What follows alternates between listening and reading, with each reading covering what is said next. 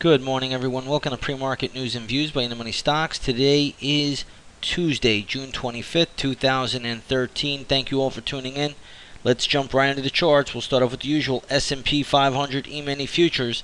What you're going to see here is a big rebound in the futures today. They're trading up about 10.5 points at the moment to around 1576 and 3/4.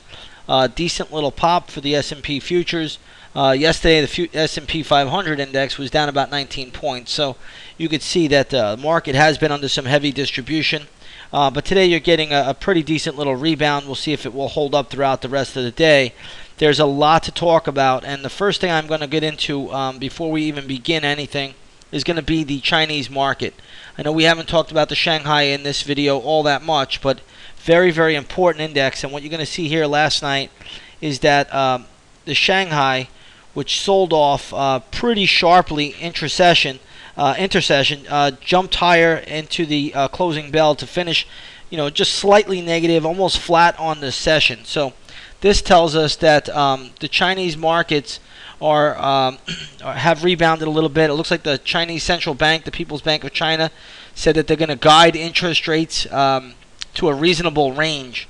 So they're really engaging with the stock markets here. They're almost like the Federal Reserve now, where they come out and say, hey, we're going to do quantitative easing, we're going to take quantitative easing away. And here they're telling you that they're going to guide rates. So it's no longer really a free market out there. It's more of what the central banks want to do with the markets. And that's what moves markets these days. So some words by the People's Bank of China. And you'll see how this thing popped higher. If you take a look at a weekly chart, it really cut sharply below the double bottom low and then rebounded, finishing really right at the double bottom from late 2012. But the point I'm trying to bring up here is simply the fact that this rebounded. This tells us markets could get a little bit of a rebound if people start feeling better about the Chinese market. Chinese market really sold off sharply yesterday. You can see that was down over 5%.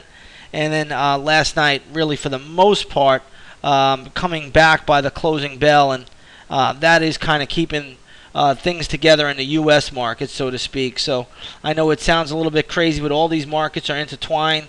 You did have the Shanghai last night finishing down just 0.1%. Now the Nikkei 225, that was a little bit lower. That was down about 0.75%. So we want to look over at the Japanese market, but I still think the Japanese market for the most part is still holding up, but it is forming bearish consolidation.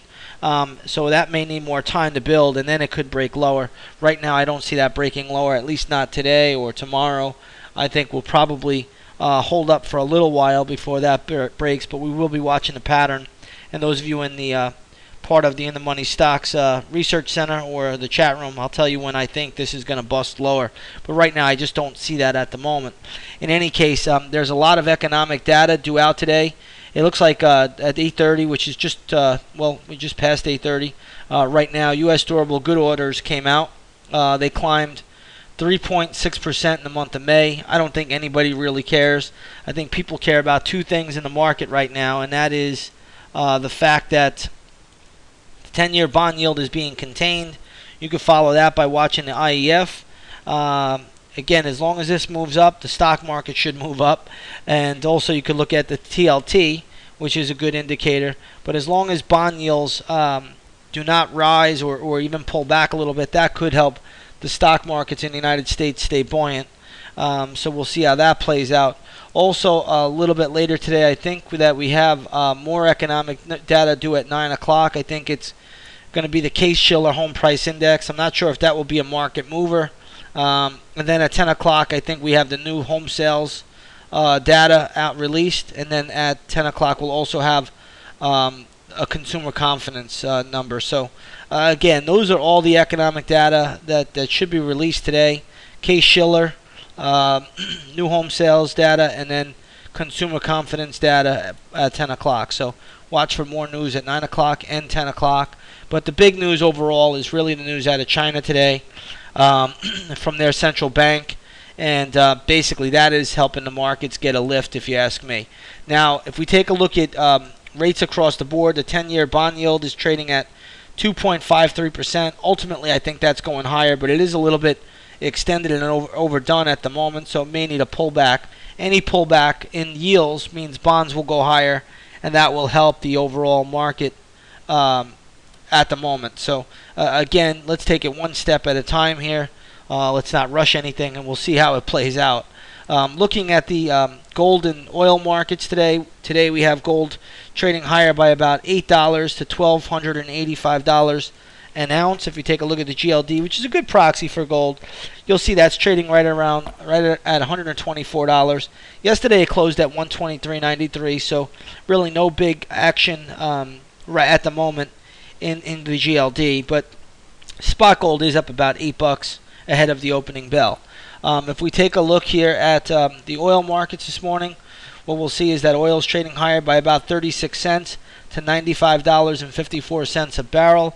Let's take a look at the USO, and what you'll see here is that the USO is trading around 33.88. It closed at 33.64, so you got a little uptick in the USO this morning.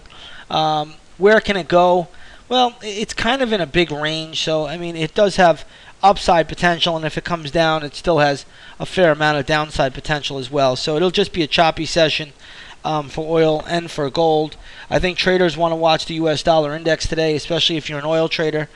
You'll see that the dollar is trading higher, but just by about 5 cents at the moment, but it has made a little bit of a move higher, and that is usually going to hurt the oil market a little bit. So keep that on the radar. Oil does affect a lot of different things out there. Not only does it affect the oil stocks and the oil services stocks, but it also has a negative effect on the airlines. So higher oil could be a negative for the airline stocks. Always want to watch that as well, and we'll see how it plays out. We do have some gap plays this morning. Right now I'm looking at a couple of gap plays that I think are going to be good. I'm going to post them up in the chat room a little bit later. So we do have a couple of gap plays that will be out this morning. 2 so far. I'm thinking we could get 3 or 4, but nonetheless we do have 2 I think that are pretty solid at the moment. Apple's in the news today. Also, Apple looks like they had a lawsuit, or Tokyo court, it looked like upheld a court ruling in favor of Samsung. So Apple was trying to appeal a court ruling, and it looks like the ruling came from Tokyo, and they upheld it in favor of Samsung. I don't know if it's really going to have a big effect on the markets, but nonetheless, it could have some effect. So just take that into consideration. There is some news on Apple today, and they did, a Tokyo court upheld a favorable ruling in favor of Samsung. So Apple could be a little bit weak at the start of the day on the back of that news. I'm not sure if that news is going to cost them a fortune, but nonetheless, it is important to note. Other than that, we will have a couple gap plays out here. Watch that. Also watch the housing stocks today. They can be in motion, at least at the early part of the day. So watch the housing stocks. They could be getting a little bit of a bounce if yields pull back, and they should have a little bit of strength at least at the start of the session. We'll see how it plays out. With that said, everybody, I'm going to leave it there, short and sweet. But it's all about these intertwining markets, and again, China being the catalyst today for the uptick that is taking place in the futures. Futures right now are up 11.25 points. I will see you all a little bit later on the charts. Have a great day.